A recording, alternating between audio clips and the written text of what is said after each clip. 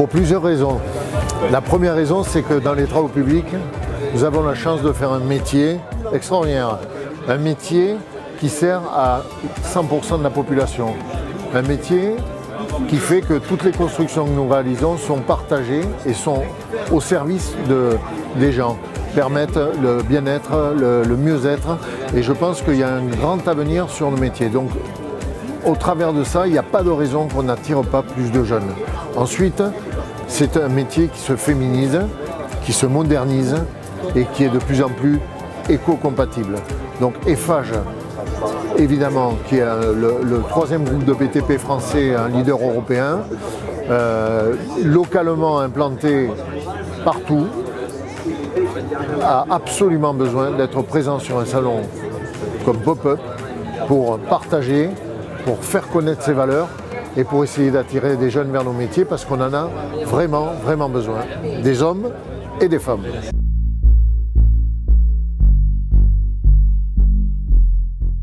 L'innovation est au cœur de notre métier. On a un objectif, j'y reviendrai tout à l'heure, on a un objectif bas carbone et on est en train de transformer complètement nos pratiques et d'essayer d'amener de la réflexion sur tout ce qu'on fait. Et quand il s'agit de nos produits, comme les enrobés par exemple, eh bien l'innovation nous amène à faire des enrobés qui sont faits à base de liants issus de la sylviculture, des liants biosourcés qui permettent d'avoir un impact carbone neutre, voire négatif dans certains cas. Donc sur ce stand, on a 3 innovations principales. On a le Biofalt qui est un enrobé haute performance qui peut être utilisé sur autoroute, rocade, sur tout type de revêtement et qui est à base de 50% d'un liant biosourcé appliqué en basse température à 130 degrés avec 50% de matériaux recyclés et on a des résultats qui sont particulièrement satisfaisants. On a déjà fait des planches aujourd'hui avec le conseil départemental de Haute-Garonne, avec le conseil départemental du Gers. Ensuite, on présente, et vous le verrez tout à l'heure sur Ecoasis, le liant Bioclair. Bioclair qui est un liant plutôt pour les voiries légères, qui est destiné aux mobilités douces, les voies cyclables, les cours d'école, etc. Qui est un liant 100% avec un liant biosourcé, un mélange qui est fait avec des granulats calcaires de couleur claire. Donc ça nous permet de faire des enrobés bas carbone avec une couleur très claire donc, qui permet de baisser le niveau de l'impact du réchauffement climatique. Ce sont des enrobés qu'on fait drainants pour récupérer l'eau et pouvoir la diffuser sans resservir. Donc c'est totalement éco-compatible. Enfin, je vais vous présenter aussi l'ARM Récital. Donc Récital, pour moi, dans les produits Eiffage, c'est la Formule 1. C'est une technique qui nous permet d'avoir un bilan carbone négatif. On retraite en place ou en usine les chaussées à 100%, c'est-à-dire qu'on prend un ancien enrobé, on le retraite, on le broie, il est recyclé à 100% à base de pois. Le pois, c'est le résidu ultime de l'industrie papetière. Quand on fait du papier dans les Landes, du papier craft, eh bien on utilise le pain à tous ses étages et à la fin il reste un résidu dont on ne sait pas trop que faire. Avec ce résidu-là, on arrive à régénérer le bitume, à lui donner une propriété de souplesse et on arrive à refaire un enrobé qui est totalement bas carbone puisque son impact est négatif. Le pain a puisé le carbone toute sa vie et il le restitue en régénérant l'enrobé. Et on a déjà fait tout un tas de routes dans le 31, le 32, le 09, sur le 34, sur le 66. On réalise des routes avec ce procédé Récital et pour moi c'est quelque chose d'extraordinaire. C'est mis en œuvre à froid.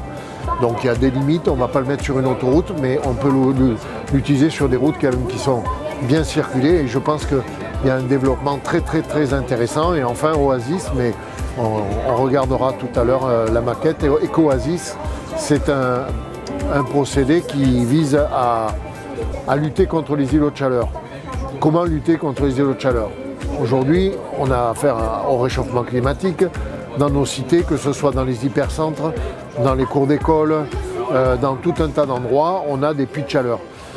Si on arrive à transformer ces puits de chaleur en des lieux où on allie à la fois la nature, la végétation, avec des liens clairs, drainants, on capte l'eau. Cette eau, elle remonte par capillarité, elle rafraîchit l'atmosphère, ou alors on la réinjecte dans l'arrosage des végétaux. Donc non seulement en zéro artificialisation nette, l'eau reste à l'intérieur du sol, mais en plus cette eau, elle va dégager de la fraîcheur et on a des liants qui sont basse température, donc pas basse température, mais qui génèrent moins de chaleur.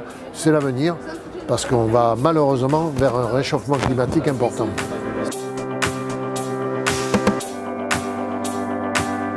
Le futur, pour nous, c'est essentiellement s'adapter aux problématiques actuelles. Quelles sont les problématiques actuelles? Entre autres, le réchauffement climatique. Par rapport à ça, le groupe Eiffage s'est engagé dans une trajectoire, la trajectoire plus 1,5 degrés. C'est-à-dire qu'en 2030, le groupe Eiffage veut faire tout ce qu'il peut pour qu'on soit dans un réchauffement maximum d'1,5 degré. Ça impacte quand même et ça implique énormément de choses. Ça veut dire qu'il faut qu'on baisse notre propre consommation de carbone de 46%. Baisser de 46% notre consommation de carbone, ça nécessite énormément de motivation à tous les niveaux et des engagements très forts. Donc comment on va réaliser ça? Il y a plusieurs manières. L'innovation, on vient d'en parler, en faisant des produits qui sont bas carbone. Ensuite, on est en train de développer toutes des plateformes de recyclage et favoriser l'économie circulaire, à savoir qu'autour des métropoles, à proximité des grandes agglomérations, à peu près partout, on développe des plateformes de recyclage pour faire que les produits de déconstruction, et notre ambition c'est que 100% de la déconstruction de nos chantiers soit recyclés. Ces produits sont recyclés en circuit court et on les réinjecte directement dans la chaussée ou dans nos produits. On recycle 100% de ce qu'on déconstruit. Donc là, il y a des engagements financiers, il y a toute une compétence et on est en train de travailler là-dessus. Ensuite, on travaille sur notre propre matériel.